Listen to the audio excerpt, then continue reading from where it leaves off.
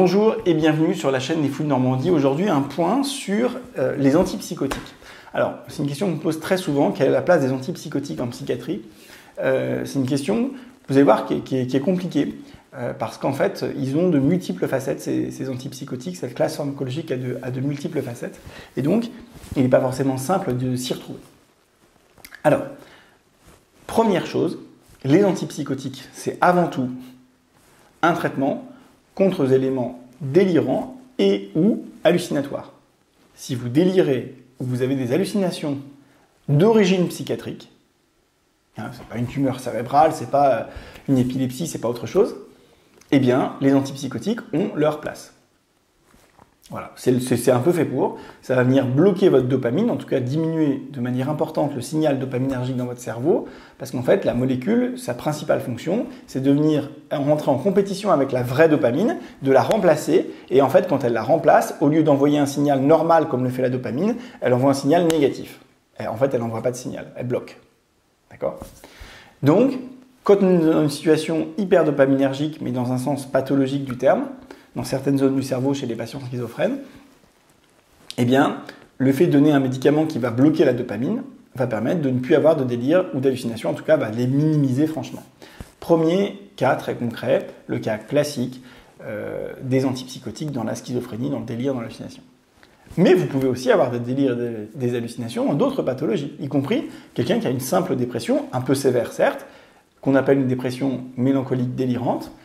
Eh bien, quelqu'un qui a une dépression sévère et qui a des hallucinations ou qui a un délire, eh bien, aura besoin d'antipsychotiques dans cette situation-là. Alors, ce sera temporaire, ce ne sera pas comme pour les patients schizophrènes qui, en général, l'auront toute leur vie. Ce sera temporaire, mais ce sera nécessaire pour traiter spécifiquement ce symptôme. Vous pouvez aussi avoir un trouble bipolaire. Admettons, j'ai un trouble bipolaire et je fais essentiellement des accès maniaques. Je vous renvoie vers la vidéo sur le trouble bipolaire pour ça. Eh bien, les antipsychotiques sont un traitement plutôt de choix pour traiter l'accès maniaque, mais aussi pour éviter la récidive et prévenir la récidive d'accès maniaque. Voilà. Je peux aussi avoir une dépression dans le cadre d'un trouble bipolaire, où là, les antidépresseurs sont plutôt à éviter. C'est compliqué, mais c'est plutôt à éviter. En tout cas, si je ne peux pas mettre d'antidépresseurs dans le trouble bipolaire, eh bien, un traitement antipsychotique, mais là, cette fois-ci, à petite dose, va permettre pour certains patients d'être moins déprimés plus rapidement. Encore un autre exemple, si j'ai une dépression résistante après plusieurs traitements antidépresseurs et que je n'arrive pas à m'en sortir, il y a une indication à mettre, encore une fois, un antipsychotique, pareil, à petite dose.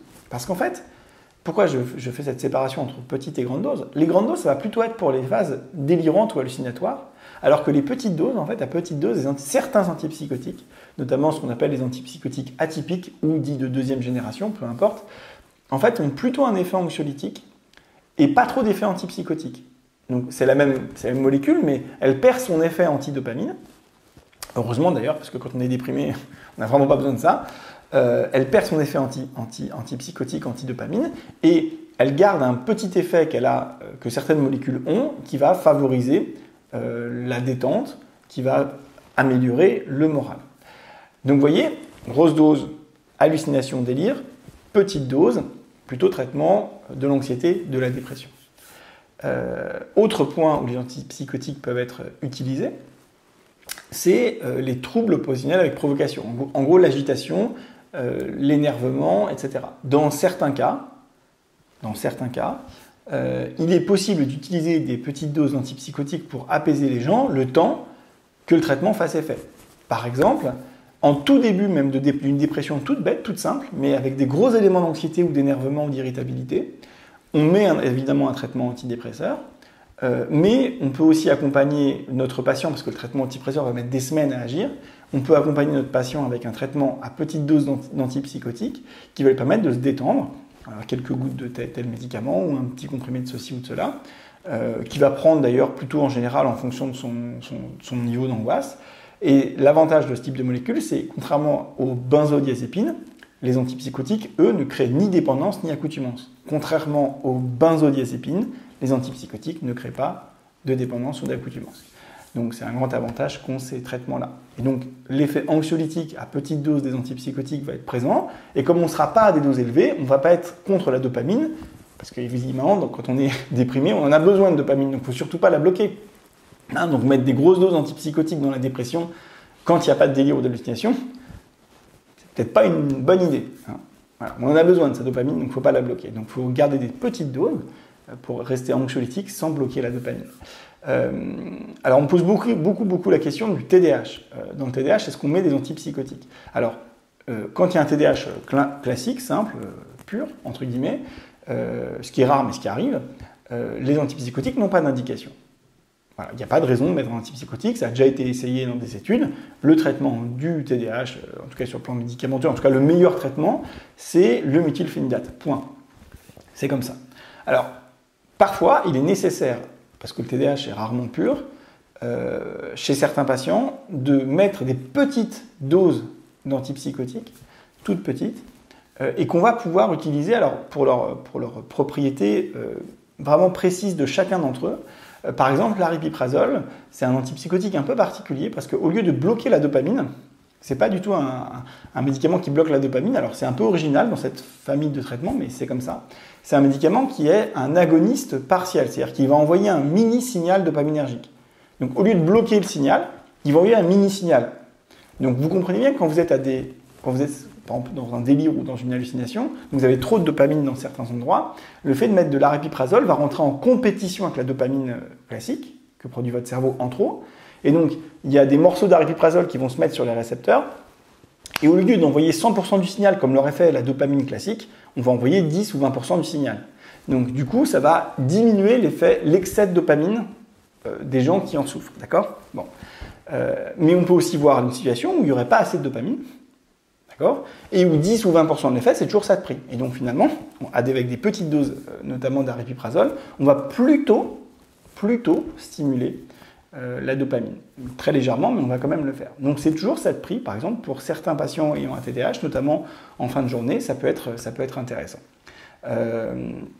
Après, il y a la comorbidité de l'anxiété dans le TDAH et la comorbidité du trouble oppositionnel avec provocation.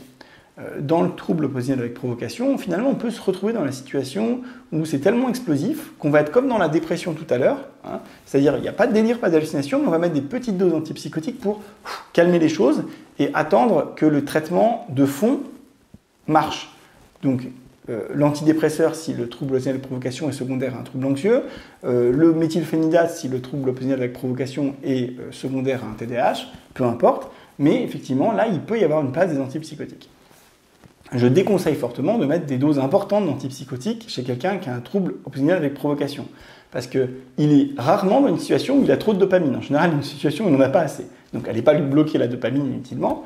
Après, il faut voir ça avec chaque médecin pour chaque patient. La médecine, c'est individuel. Il faut voir ça avec votre docteur, évidemment. Mais en général, il est préférable de faire attention à ne pas trop bloquer la dopamine des gens qui n'ont pas le moral.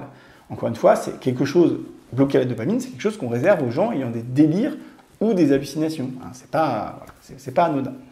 Voilà les situations les plus fréquentes. On utilise des antipsychotiques. J'espère que c'était clair pour vous. Si vous avez aimé cette vidéo, je vous demande de mettre un pouce bleu, de vous abonner à la chaîne, de cliquer sur la cloche pour être notifié des nouvelles vidéos, de partager, de mettre un commentaire. Et moi, je vous dis à très bientôt. Bye.